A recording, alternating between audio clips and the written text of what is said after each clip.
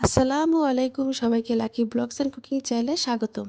আশা করি সবাই ভালো আছেন। আলহামদুলিল্লাহ আমিও ভালো আছি। আরেকটি নতুন দিনে নতুন আরেকটি ভিডিও নিয়ে চলে এসেছি। তো আজকে আমি ঝটপট পাউরুটি দিয়ে পিৎজা তৈরি আপনাদের সাথে শেয়ার করব।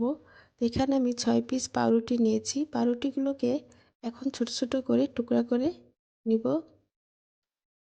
আমার ভিডিওটা যদি আপনাদের ভালো লেগে থাকে তাহলে লাইক, কমেন্ট, শেয়ার করে দিবেন।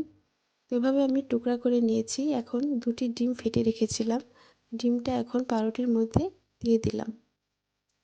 যারা আমার চ্যানেলটাকে সাবস্ক্রাইব করে আমার পাশে আছেন তাদেরকে অসংখ্য ধন্যবাদ।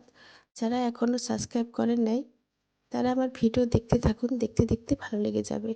এখন আমি 2 চামচ গুঁড়া দুধ, 1 চামচ চিনি, সামান্য পরিমাণ গোলমরিচের গুঁড়া,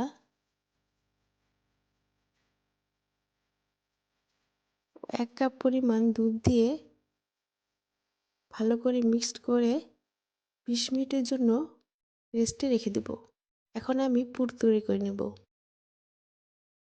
আগে থেকে আমি তেল, পেঁয়াজ দিয়ে দিয়েছি। এখন ম্যারিনেট করা চিকেন দিয়ে দিব। চিকেনটাকে আমি টক দই, আদা রসুন বাটা এবং গোলমরিচ দিয়ে 20 মিনিট ম্যারিনেট করে রেখেছিলাম। যারা আমার ফেসবুকে ভিডিও দেখেন তারা অবশ্যই ফলো দিয়ে রাখবেন।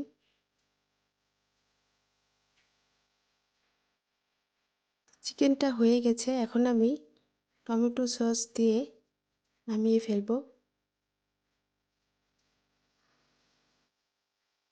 ডোটা তৈরি হয়ে গেছে। এখন আমি আবারও ফ্রাই প্যান চুলায় বসিয়ে তেল দিয়ে দিয়েছি।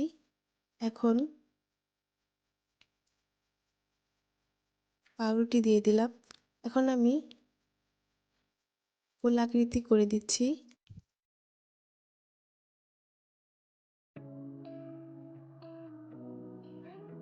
এখন ঢাকনা দিয়ে ঢেকে দেব।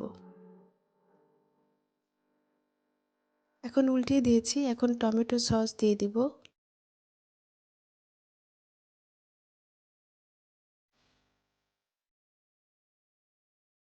টমেটো সসটাকে আমি পুরো সাইডে দিয়ে দিব। এখন চিজ দিয়ে দিচ্ছি।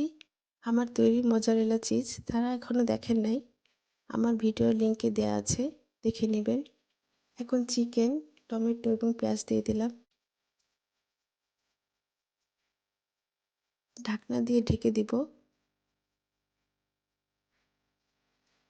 5 মিনিট পরে ঢাকনা উঠিয়ে ফেলেছি। পিৎজা হয়ে গেছে, এখন আমি নামিয়ে ফেলবো।